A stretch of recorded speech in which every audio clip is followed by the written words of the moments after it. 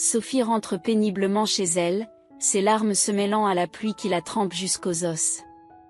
La robe élégante qu'elle avait portée pour cet événement solennel collait mal à son corps.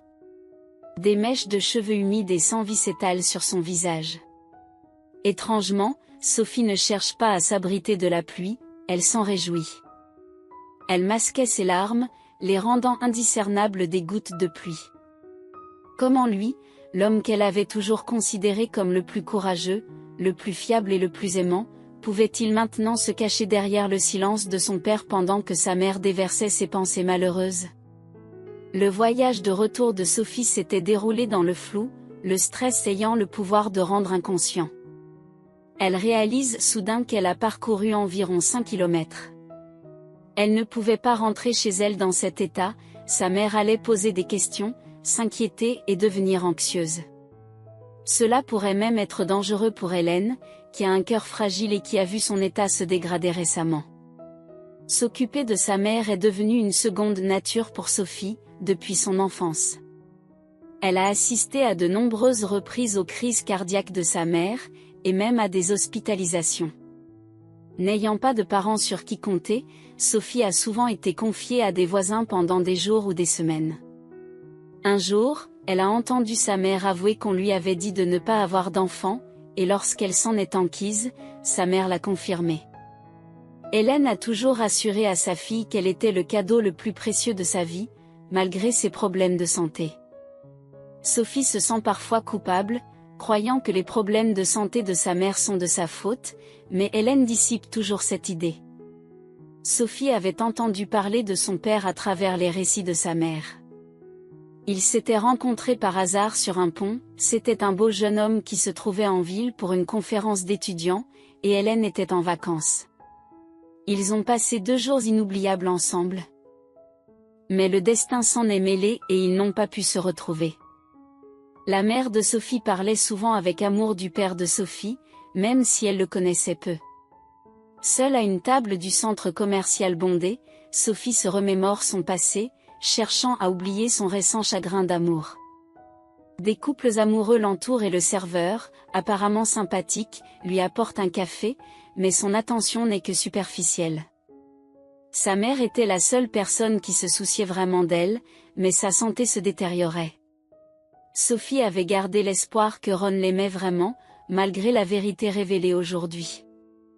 Elle se consolait avec la chaleur de son café, même si ce n'était que pour un moment fugace. C'était peut-être une chance que Ron ait montré son vrai visage maintenant, avant que leur relation ne s'approfondisse. Sophie avait pensé qu'il la demanderait en mariage, surtout après l'avoir présentée à ses parents. Sophie avait récemment obtenu son diplôme de couture, et comme sa mère, était devenue couturière. Elle chérissait ce métier depuis l'enfance, trouvant du plaisir dans la conception et la sélection des tissus. C'est une forme de magie pour elle, qui transforme les chutes de tissu en belles robes, comme elle transformait autrefois ses poupées en princesses. Sa mère travaillait de longues heures, laissant Sophie seule, mais la couture la réconfortait et la distrayait des difficultés de la vie. En rentrant du travail, la mère de Sophie ne pouvait cacher son admiration pour les créations de sa fille. Elle lui prédit même un brillant avenir en tant que créatrice de mode. Sa mère était tellement impressionnée qu'elle a fièrement exposé les chefs-d'œuvre de Sophie dans son propre atelier et les a partagés avec ses collègues. Cependant, la vie a pris une autre tournure pour Sophie après qu'elle a terminé l'école.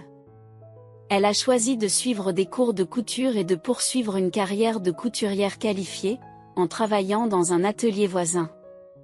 Au fil du temps, elle a excellé dans l'art de confectionner des tenues à la perfection, même dans les cas les plus difficiles. Le dévouement et le talent de Sophie la distinguent dans son métier. Un jour où il fait froid, Sophie commande un café supplémentaire, non seulement pour se réchauffer, mais aussi pour éviter de tomber malade et de contaminer sa mère. L'inquiétude était réelle, compte tenu des problèmes de santé persistants de sa mère. Bien qu'âgée d'une 40aine d'années, sa mère s'essoufflait en marchant comme une personne âgée, et son armoire à pharmacie débordante témoignait de son état. Ces soucis pèsent lourdement sur le cœur de Sophie. Et puis il y avait Ron, qui avait une façon unique d'égayer le monde de Sophie. Fils de parents aisés, Ron semblait glisser sans effort dans la vie, se faisant des amis, voyageant et se délectant d'un flot ininterrompu de fêtes. Son sourire contagieux et son optimisme radieux remontaient le moral de ceux qui l'entouraient. Ron était également exceptionnellement beau, avec sa grande carrure athlétique, ses traits ciselés, son sourire blanc éblouissant et ses charmantes fossettes. Malgré l'attrait d'une éventuelle carrière de mannequin, Ron avait d'autres aspirations. Il était sur le point de terminer son avant-dernière année dans une prestigieuse université économique, avec à l'horizon des examens, un mémoire de fin d'études et la transition imminente vers l'entreprise prospère de services automobiles de son père. La rencontre improbable entre Sophie, la couturière travailleuse, et Ron, l'insouciant héritier d'un empire commercial, a eu lieu dans une boîte de nuit. Sophie n'aime pas trop ce genre d'endroit, car il épuise rapidement ses finances. Pourtant, elle ne peut pas refuser son amie d'enfance et voisine, Cathy, qui la persuade de s'inscrire. Au milieu de la musique trépidante et de l'atmosphère enfumée, Sophie se retrouve sur la piste de danse avec Cathy. Elle se demande ce qui a bien pu attirer son amie dans cet environnement. Puis Ron est apparu, dansant avec elle et imitant ses mouvements de manière ludique. Cette interaction inattendue laissa Sophie à la fois troublée et intriguée. À sa grande surprise, il ne l'a pas abandonnée, mais a demandé à la raccompagner à sa table. Leur conversation est difficile en raison de la musique à fond, mais Ron parvient à couvrir Sophie de compliments qui résonnent profondément en elle. Pour la première fois, elle reçut des compliments sur sa beauté, ce qui la laissa bouche bée. Il était évident que l'admiration de Ron était sincère. La silhouette grande et mince de Sophie et ses traits anguleux étaient passés inaperçus dans le passé, mais Ron la voyait différemment. Il lui demanda son numéro de téléphone et, alors qu'il l'appelait pour échanger les numéros, il laissa une impression durable en lui embrassant la main. Sophie est captivée, mais elle ne sait pas si Ron lui tendra à nouveau la main. Pendant son jour de congé, Sophie est partagée entre l'excitation et la nervosité, espérant que Ron l'appellera. Elle souhaitait ressentir les mêmes émotions que la veille, mais craignait qu'il ne la déçoive. Lorsque Ron appelle, il propose de se retrouver dans 1 heure pour une promenade dans un parc, l'occasion d'apprendre à mieux se connaître. La connexion était indéniable et Sophie se prépara avec une excitation incontrôlable à leur rendez-vous. Elle essaya méticuleusement plusieurs tenues et se maquilla même légèrement, ce qui n'était pas courant chez elle. Elle s'efforce de dissimuler son anxiété à sa mère, ne voulant pas l'inquiéter outre mesure. Cependant, sa mère, avec un sourire complice, finit par remarquer ses efforts et lui demanda « Tu sors avec quelqu'un, je présume ? Je suis contente pour toi, mais sois prudente. » « Merci maman », Sophie la rassure. « Nous allons dans un endroit très fréquenté. » Elle omit de préciser qu'elle monterait dans la voiture d'une personne qui lui était presque totalement inconnue. Bien qu'elle ne puisse pas se porter garante du caractère de Ron, elle avait vu quelque chose dans ses yeux qui l'avait convaincue. Les voitures n'étaient pas le point fort de Sophie, mais lorsqu'elle vit l'opulente voiture de Ron, elle fut stupéfaite. La voiture était d'un bleu profond, élégant et brillant, qui respirait le luxe. « Le carrosse est servi », déclara Ron en souriant depuis le siège du conducteur. Prenant son courage à 2 mains, Sophie monta dans la voiture, malgré la grande différence de richesse. À sa grande surprise, Ron la traita avec gentillesse, parsema son discours de plaisanterie, lui fit des compliments, s'intéressa à sa vie et partagea des détails de la sienne. Peu à peu, Sophie se détend. Ron semblait naturel, intelligent et charmant, bien loin des stéréotypes de fils gâté et riche qu'elle avait rencontrés. Ils se promenèrent tranquillement dans un beau parc, profitant des fontaines, nourrissant les canards et partageant des rires. « J'ai l'impression d'avoir enfin rencontré une âme sœur », confie Ron à Sophie. « Tu es si authentique, tu ne ressembles à aucune des personnes que j'ai rencontrées. » D'autres ? Sophie répond en souriant. Est-ce qu'ils sont artificiels ou quelque chose comme ça? Exactement, s'exclame Ron. C'est le mot parfait. La plupart des filles sont hautaines, exigeantes et inconstantes. Elles ne voient en moi qu'un portefeuille et un joli visage. Je le sens, mais avec toi, c'est tout à fait différent. Ces mots réchauffèrent le cœur de Sophie, ravie de savoir qu'elle était spéciale pour Ron, et non une parmi tant d'autres. Je ne peux que compatir avec toi, dit-elle en plaisantant. Je suppose que tu as fréquenté les mauvaises personnes. C'est vrai, dit Ron avec chaleur. Tu es comme une bouffée d'air frais. Pour Sophie, leur histoire d'amour ressemble à un conte de fées. Ron ne cessait de la surprendre, de la couvrir de compliments et de lui faire découvrir des lieux fascinants et non conventionnels dont elle ne soupçonnait pas l'existence. Il se délectait de ses réactions, de sa surprise et de son admiration, lui faisant souvent remarquer « Tu es si facile à satisfaire. » C'est merveilleux, disait-il. Je me sens complètement différent en ta présence. Je ne peux même pas l'exprimer avec des mots. Profondément impressionné par la sincérité et la nature intacte de Sophie, Ron prend soin d'elle, cherchant à la satisfaire et à la protéger. Pour la première fois, Sophie se sentait comme une véritable princesse, choyée, délicate et aimée. Hélène, la mère de Sophie, finit par remarquer les changements chez sa fille et commença à lui poser des questions sur son petit ami, s'inquiétant de son choix, surtout lorsqu'elle apprit qu'il était riche. « Sois prudente, ma fille. Les gens riches choisissent souvent des partenaires qui correspondent à leur statut tout en s'amusant avec les autres, a-t-elle averti. Ron n'est pas comme ça, rétorque Sophie. De plus, nous sommes au XXIe siècle et tu t'accroches encore à des reliques du passé. Je ne veux pas qu'il te brise le cœur, dit sa mère avec anxiété, en secouant la tête. En fin de compte, les inquiétudes d'Hélène n'étaient pas tout à fait infondées. Le temps passe et les différences entre Sophie et Ron deviennent évidentes. Bien que Sophie reste éprise, elle refuse d'accepter le fait qu'ils n'ont peut-être pas d'avenir ensemble.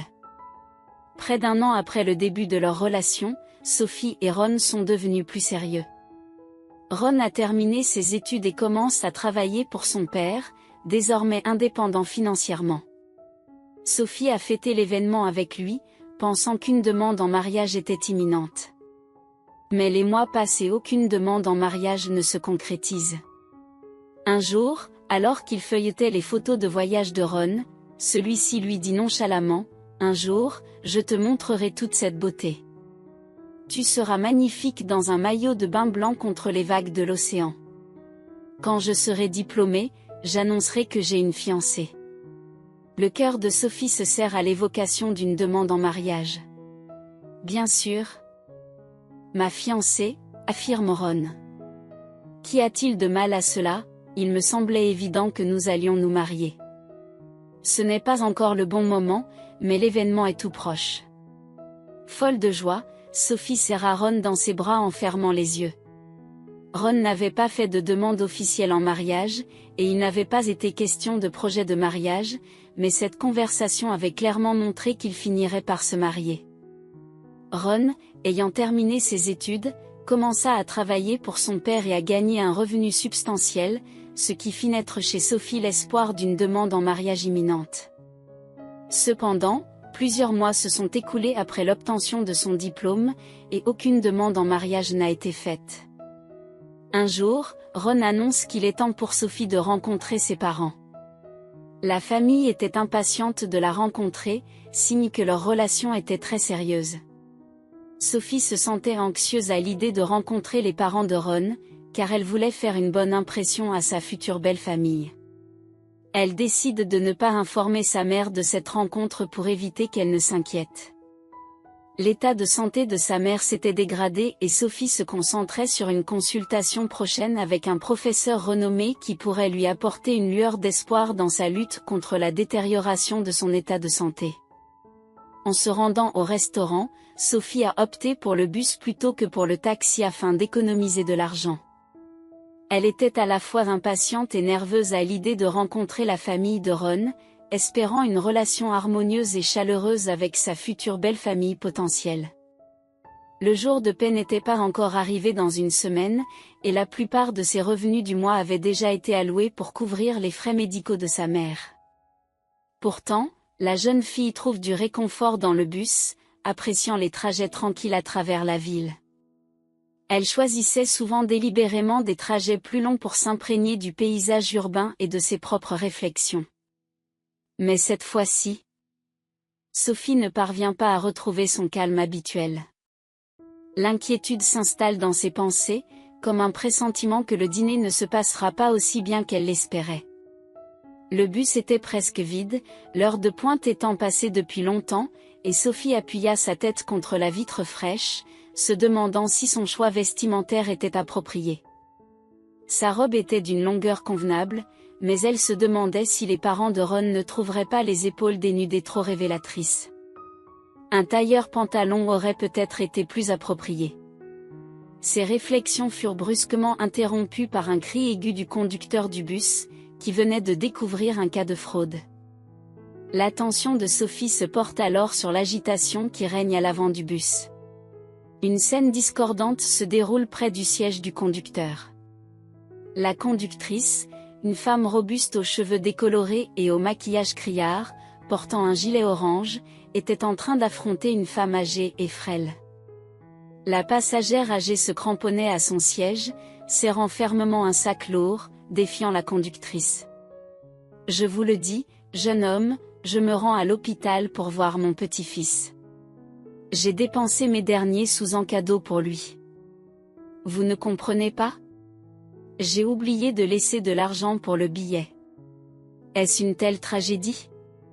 Si je roule tranquillement pendant quelques arrêts, le bus est pratiquement vide, et s'il y a du monde, je laisserai ma place, qu'elle soit vide ou non. Ce ne sont pas vos affaires, a-t-elle déclaré.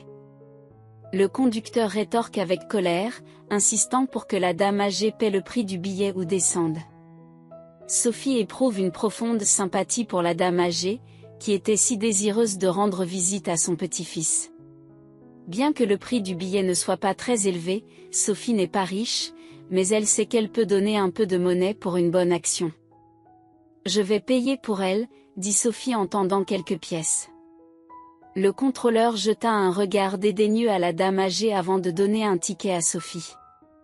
Sophie tend le billet à la dame âgée et a l'intention de retourner s'asseoir.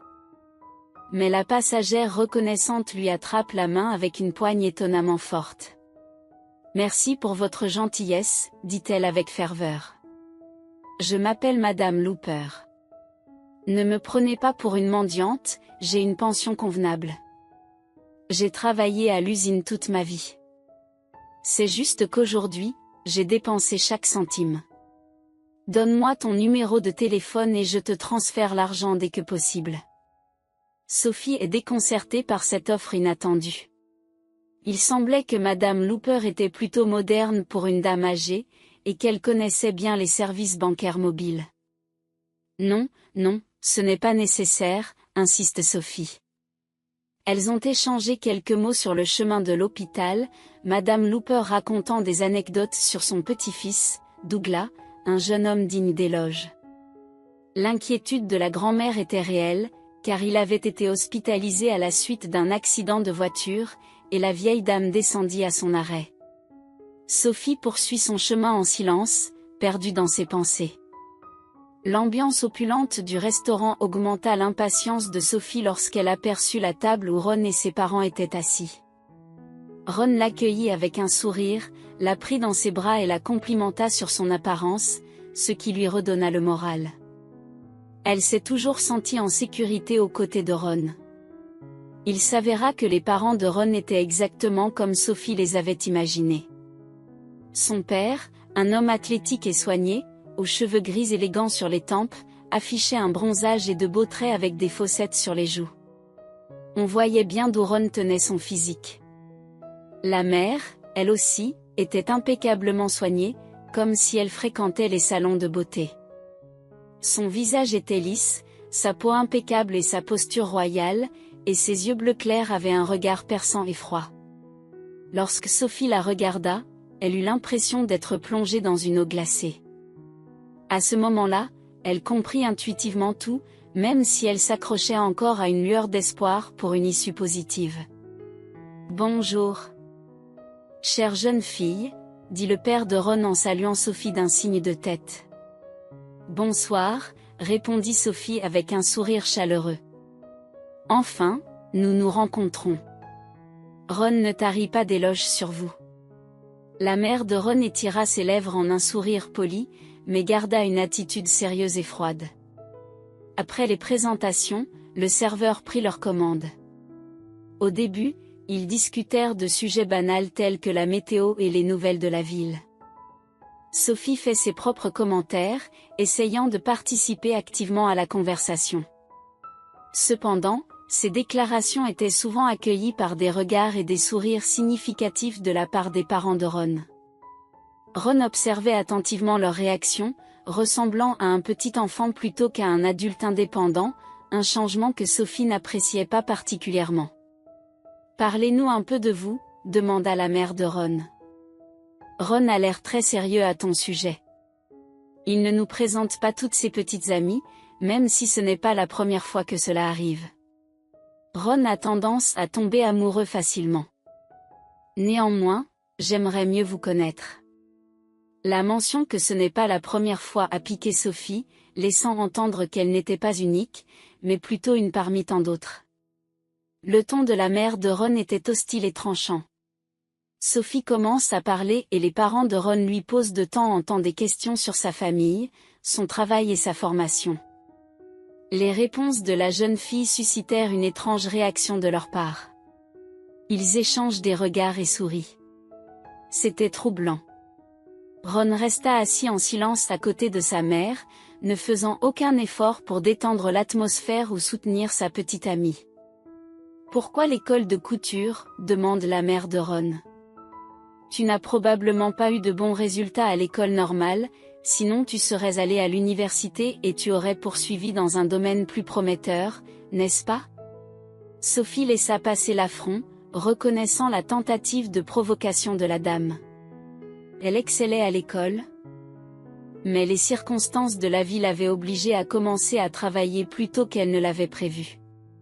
Sa famille s'est retrouvée dans une situation financière précaire, mais elle choisit de ne pas divulguer cette information à ce moment-là.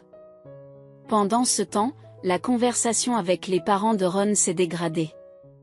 Ils posent des questions de plus en plus personnelles et font des remarques désagréables, donnant à Sophie l'impression qu'ils sont en train de la disséquer de l'intérieur.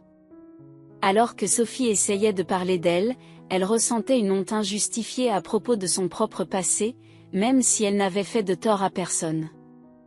La mère de Bron semblait commenter tout ce que disait Sophie, lui donnant l'impression d'être une personne pauvre et intellectuellement limitée, n'ayant pas les moyens de faire des études supérieures. À leurs yeux, elle apparaissait comme une rêveuse paresseuse, espérant un sauveur fortuné pour résoudre ses problèmes de vie. Sophie réalise soudain, sous le regard sévère de la mère de Ron, qu'elle a mis tous ses espoirs dans l'aide de Ron pour le traitement de sa mère. Le silence inhabituel de Ron a été ressenti comme une trahison, car il n'a fait aucun effort pour la défendre, contrairement à son soutien et à ses encouragements habituels. Sophie a compris la douloureuse vérité que Ron et elle ne pourraient jamais avoir d'avenir ensemble, car ses parents ont clairement fait comprendre qu'ils ne la considéraient pas comme un bon parti. Ils voulaient montrer à leur unique héritier que Sophie, une fille vivant seule avec sa mère malade dans un appartement modeste tout en travaillant comme couturière, n'était pas à son niveau. Ron semblait avoir appris cette leçon trop bien, et il ne défierait pas les souhaits de ses parents, ce qui était tout à fait différent de son comportement habituel. Les larmes montèrent aux yeux de Sophie qui se demandait pourquoi elle devait subir ce traitement. Que avait-elle fait pour mériter un tel traitement? Résolue. Elle se lève de son siège et dit « J'ai tout compris. Je dois partir. » Elle refuse de verser des larmes devant cette famille, bien décidée à ne pas leur donner satisfaction. Elle se dirige rapidement vers la sortie du restaurant, sans que personne ne tente de l'arrêter. Contre toute attente, elle garda l'espoir que Ron la poursuivrait, lui qui lui avait avoué son amour à de multiples reprises. Mais Ron est resté avec ses parents, laissant Sophie en larmes. Heureusement, une pluie battante masque ces larmes aux passants qui s'abritent sous les auvents pour attendre la fin de l'averse. Sophie continue de marcher, l'esprit en ébullition. Comment Ron a-t-il pu lui faire ça? Elle avait cru trouver l'âme sœur dès son plus jeune âge, avant de se rendre compte qu'elle s'était fait des illusions. Ron semblait s'intéresser à elle comme une fascination passagère, peut-être attiré par la nouveauté d'une fille humble qui n'avait jamais connu un monde brillant et excitant. Sophie était perdue dans ses pensées, assise dans un café, buvant une tasse de café après l'autre. Ses cheveux ont séché en formant de belles boucles et sa robe est presque entièrement sèche. Elle retrouva suffisamment de sang-froid pour faire face à sa mère, déterminée à faire comme si rien ne s'était passé. Bien que son cœur soit lourd, elle doit protéger sa mère, la seule personne au monde qu'il aime vraiment. De retour à la maison, Sophie se rendit directement à la salle de bain, où sa mère lui demanda « Tu t'es fait surprendre par la pluie ?» Sophie répond avec un sourire désinvolte « Oui, j'ai été complètement trempée. Je veux prendre une douche chaude pour ne pas tomber malade. » Sa mère propose de faire du thé, mais Sophie insiste pour s'en occuper elle-même. Quelques larmes s'échappent, soulageant et évacuant les émotions négatives qu'elle portait en elle. Depuis ce soir-là, Sophie faisait comme si de rien n'était, mais sa mère avait remarqué des changements chez sa fille. Il était impossible de cacher quoi que ce soit à ses yeux attentifs. Sa mère lui demanda « Tu t'es disputée avec Ron ?» Sophie avoua « Oui, nous avons rompu. Il s'avère que c'est un peu un fils à maman. Heureusement que je m'en suis rendu compte à temps. » Lorsque sa mère lui demande s'il l'a blessée, Sophie lui assure que ce n'est pas le cas. Cependant, au fond d'elle-même, elle souffrait toujours. Tout en poursuivant sa vie, en travaillant, en rencontrant des gens et en lisant pour se distraire, Sophie n'arrive pas à se débarrasser de sa déception. Ses rêves d'une vie heureuse avec l'homme qu'elle aimait ont été brisés. Elle aspirait toujours à la version idéalisée de Ron qu'elle avait imaginée avant leur rencontre, mais elle avait fini par accepter qu'une personne aussi parfaite n'existait probablement pas. Le rendez-vous tant attendu avec le professeur arriva enfin et Sophie se rendit à la clinique avec sa mère. Le professeur, un homme grand et mince d'une cinquantaine d'années aux yeux bleus vifs, examine attentivement les antécédents médicaux et demande plusieurs examens complémentaires. Les procédures nécessaires ont été effectuées rapidement. Sophie a apprécié les soins attentifs, qui n'ont rien à voir avec ceux de la clinique locale. Le professeur se rend compte de la gravité de la situation et déclare « Je n'ai rien de bon à vous dire. Votre cœur est usé et fonctionne à peine. Les médicaments ne sont d'aucune utilité, nous devons procéder à une intervention chirurgicale. » Le professeur a exprimé sa frustration face à la situation, suggérant qu'il pourrait envisager plus tard une action en justice contre le médecin traitant de la patiente. Pour l'instant, l'attention se porte sur l'opération à venir. Le professeur a ensuite donné des détails sur l'opération. L'opération imminente était extrêmement complexe, une procédure que tous les chirurgiens cardiaques n'accepteraient pas d'entreprendre. Dans cette situation critique, il était impératif de se faire soigner dans la capitale, ce qui impliquait des dépenses pour le voyage, l'hébergement, les médicaments coûteux et l'opération elle-même. La couverture de l'assurance n'a pas suffi à couvrir le coût total, laissant Sophie et sa mère dans un dilemme financier. La perspective de vendre leur appartement et de se retrouver à la rue était leur seul recours. La gravité de la situation a été soulignée par l'expression sombre du professeur, qui a déclaré « Chaque jour compte. Il faut agir le plus vite possible. » Hélène, sa mère, a exprimé la question qui pesait lourdement sur son esprit « Que se passera-t-il si je ne me fais pas opérer? Je ne vois pas où nous pourrions trouver cet argent. » La thérapie médicale est-elle une alternative?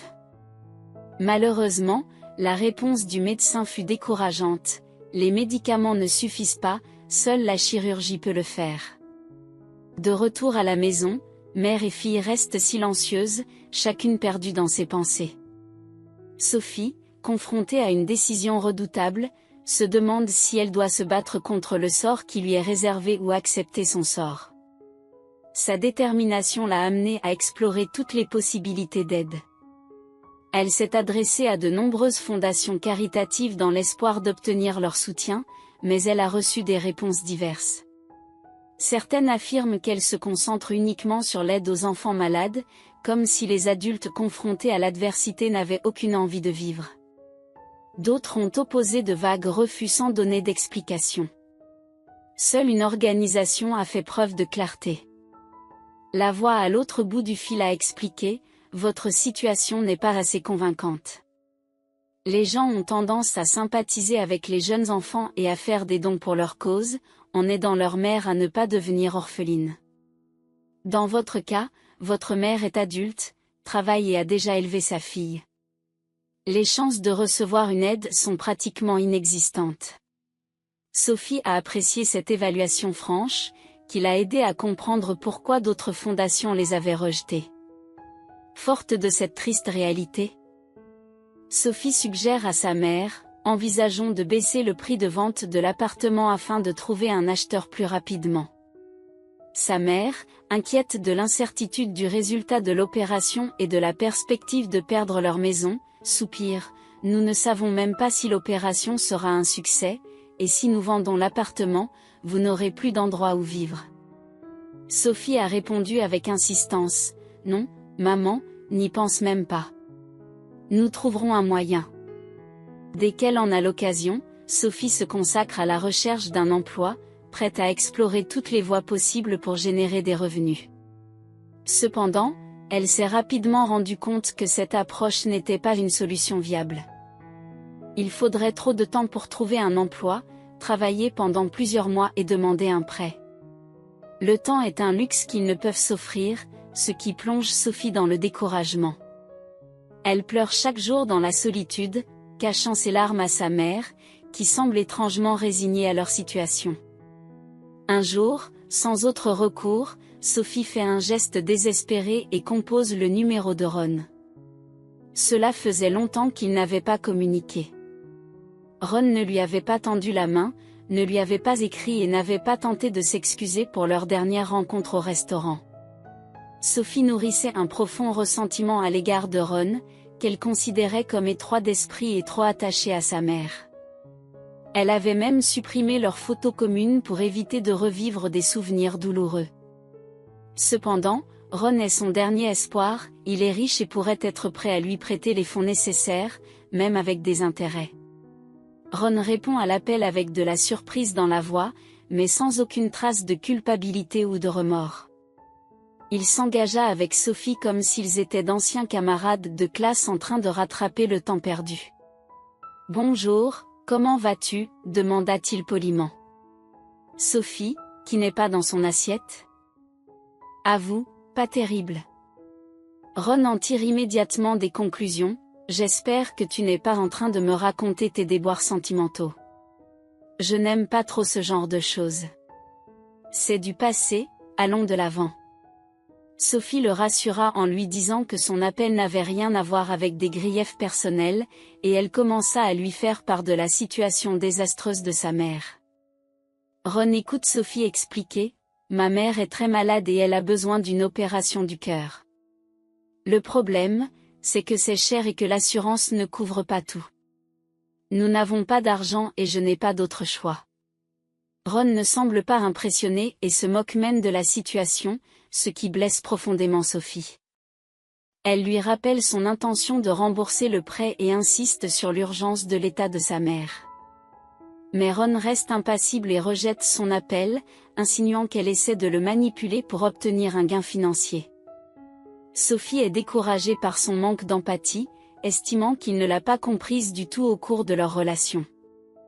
Néanmoins, elle se ressaisit et continue d'appeler Ron à l'aide, quitte à ravaler sa fierté. La réponse de Ron est sans appel: c'est une histoire déchirante. C'est une honte de voir un tel potentiel gâché. Tu pourrais écrire des romans ou jouer sur scène. Sophie tente de faire comprendre la gravité de sa situation et sa volonté de rembourser la dette. Pourtant, Ron reste sceptique. Il semblait avoir mal évalué le caractère et les motivations de Sophie, concluant que son appel était une tentative d'exploitation. Il en conclut que l'appel de Sophie était une tentative d'exploitation. « Ne m'appelle plus jamais », déclara Ron avant de mettre brusquement fin à l'appel. Les doigts de Sophie recomposèrent instinctivement le numéro de Ron à plusieurs reprises. Elle ne peut se défaire du sentiment qu'elle n'a pas réussi à faire comprendre la gravité de la situation. Sa détermination à s'expliquer plus clairement se renforça. Ron comprendrait sûrement. Mais la frustration monte lorsqu'elle se rend compte que Ron a bloqué son numéro. La dernière lueur d'espoir se dissipe, comme la rosée d'un matin d'été brûlant. Sophie ne sait plus où donner de la tête. Ron l'avait une fois de plus piétinée et humiliée. Il lui avait clairement fait comprendre qu'il la considérait comme un imposteur. Les larmes montèrent aux yeux de la jeune fille, et elle se trouva incapable de les réprimer. Ces derniers temps, elle a souvent pleuré, et maintenant elle se trouve à un arrêt de bus. L'absence d'autres personnes lui apportait un réconfort momentané. Elle se demandait comment les autres réagiraient face à une jeune femme qui sanglotait de façon incontrôlée. Sophie, impuissante et accablée, s'affale sur un banc et s'entoure de ses bras. Son corps est parcouru de tremblements incontrôlés, comme s'il s'agissait d'un début d'hystérie. Elle était épuisée par ses luttes incessantes, fatiguée d'être rejetée après avoir frappé à toutes les portes, et maintenant rejetée par Ron une fois de plus. Le plus pénible, c'est qu'elle ne pouvait pas soulager la souffrance de sa mère. Hélène, sa mère, s'était visiblement détériorée sous ses yeux, incapable d'aller travailler plus longtemps et coincée dans un interminable congé de maladie. Son patron a même menacé de la licencier. Sans Sophie, sa mère irait beaucoup mieux. De grosses larmes coulent sur les joues de Sophie, qui a du mal à reprendre son souffle en essayant d'étouffer ses sanglots. Soudain, une voiture s'arrête devant elle. Sophie pense qu'il s'agit d'une personne qui se fait déposer à l'arrêt de bus, ce qui arrive souvent. Elle tente de se calmer, ne voulant pas déranger les occupants de la voiture. Mais ses efforts sont vains. La vitre du passager avant s'abaissa lentement, laissant apparaître un jeune homme un peu plus âgé que Sophie. Il la regarda d'un œil vif et gris, tandis qu'elle continuait à sangloter de manière incontrôlée. « Je savais que j'avais raison. Quelque chose n'allait pas chez elle. Je le voyais de loin, » dit la voix d'une personne âgée sur la banquette arrière. L'homme se tourne vers la personne invisible et hoche la tête distraitement. Puis son attention se porte à nouveau sur Sophie. « Et, jeune fille. Qu'est-ce qui ne va pas ? Tu as besoin d'aide ?» demande-t-il. « Non », objecta Sophie, qui se sentait soudain gênée d'être assise là, en train de pleurer devant ces inconnus. Les gens s'étaient arrêtés à cause d'elle, et ils étaient probablement en route, peut-être pressés. Ne sois pas gênée. Si quelqu'un vous a fait du tort ou si quelque chose s'est passé, n'hésitez pas à le raconter, insiste l'homme. À ce moment-là, la porte arrière de la voiture s'ouvre et une femme âgée en sort. Elle est vêtue d'un tailleur pantalon clair et ses cheveux gris sont élégamment coiffés. Elle ne ressemblait en rien à la femme du bus qui n'avait pas les moyens de payer le prix de la course, et pourtant, c'était bien elle, Madame Looper. Sophie l'a reconnue, et la coïncidence de leur rencontre dans cette ville pas si petite la stupéfia. « Oh mon Dieu, je vous connais », dit Sophie en souriant. « Madame Looper, quelle coïncidence ! Quelles sont les chances que nous nous rencontrions à nouveau ? » « Bien sûr, je me souviens de l'histoire, » répond chaleureusement Madame Looper. « C'est la fille du bus, celle qui a payé pour moi. J'allais vous rendre visite à l'hôpital. » L'homme sort lui aussi de la voiture. La grand-mère et le petit-fils se tiennent maintenant devant Sophie, dont les larmes se sont taries sous l'effet de la surprise. « Eh bien, peux-tu enfin nous dire ce qui t'est arrivé ?» demande Madame Looper. « Ne sois pas timide, dis-le-moi. Tu es une gentille fille qui m'a aidée à l'époque, et tu n'es pas restée indifférente. Peut-être que nous pouvons faire quelque chose pour toi aussi. Sophie pousse un soupir. Comment ces gens pourraient-ils l'aider? Elle était confrontée à des problèmes insurmontables. Et personne au monde ne semblait capable de l'aider. Néanmoins, Sophie réalisa soudain qu'elle voulait partager ses malheurs avec quelqu'un, et ces deux-là, Douglas et sa grand-mère, étaient prêts à l'écouter. Le cœur de Sophie se réchauffa à l'idée de pouvoir enfin partager son fardeau avec quelqu'un. C'est exactement ce dont j'ai besoin, s'exclame-t-elle. Alors, peux-tu enfin nous dire ce qui t'est arrivé, demande encore Madame Looper. Et tu n'es pas pressée? Sophie acquiesce et commence à raconter son histoire. L'atmosphère chaleureuse, les meubles élégants et la musique apaisante de la pizzeria créent un cadre idéal pour leur conversation.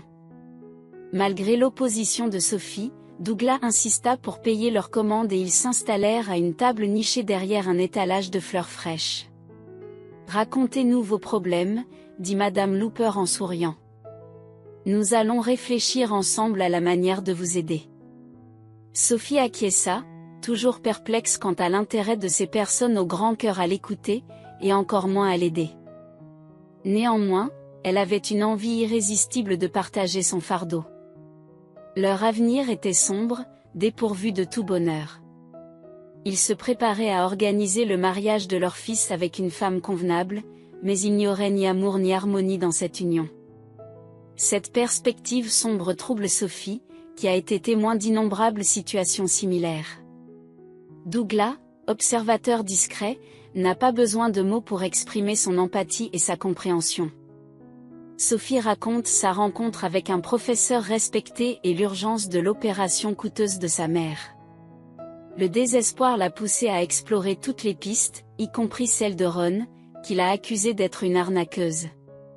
Les larmes lui montent aux yeux lorsqu'elle raconte cette rencontre. Une dame âgée dans le bus a consolé Sophie en traitant Ron d'imbécile qui manquait de compréhension. Elle a assuré Sophie qu'elle la considérait comme une personne authentique, honnête et modeste, ce qui contrastait fortement avec l'incapacité de Ron à reconnaître sa valeur. Sophie a admis qu'elle n'était pas en mesure d'obtenir les fonds nécessaires.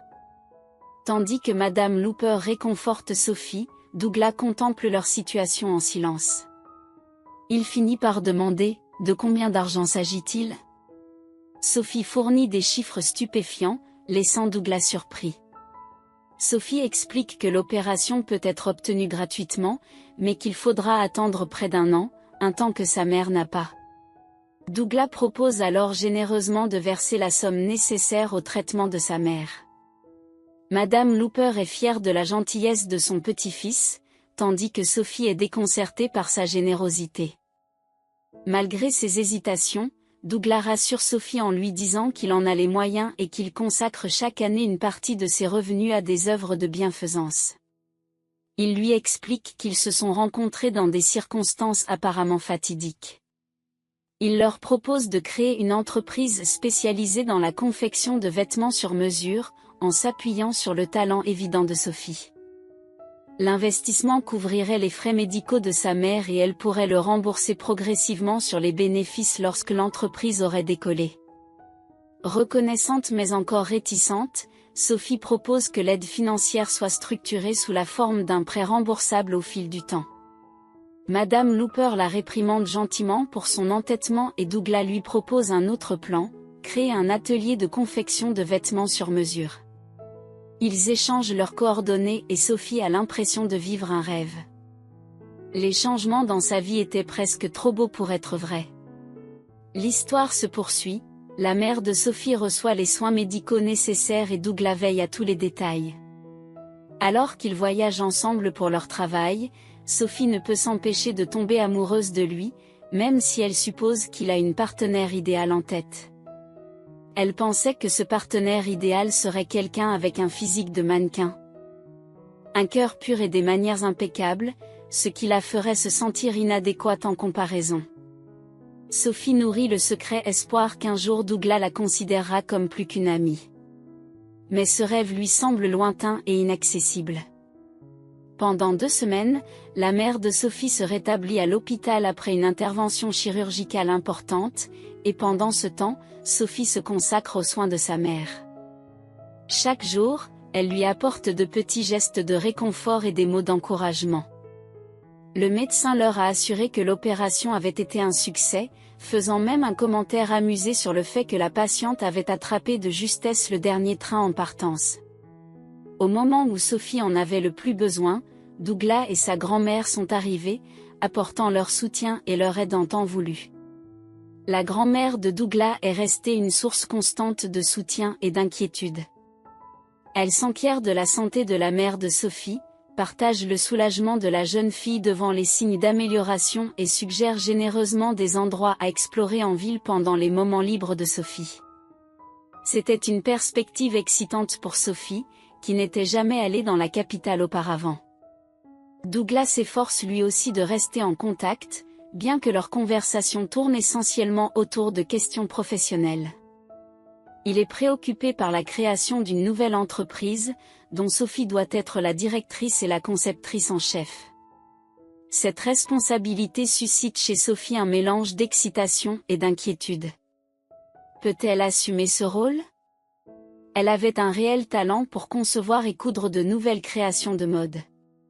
C'était l'occasion rêvée de gagner sa vie en faisant ce qu'elle aimait, quelque chose qui l'inspirait vraiment.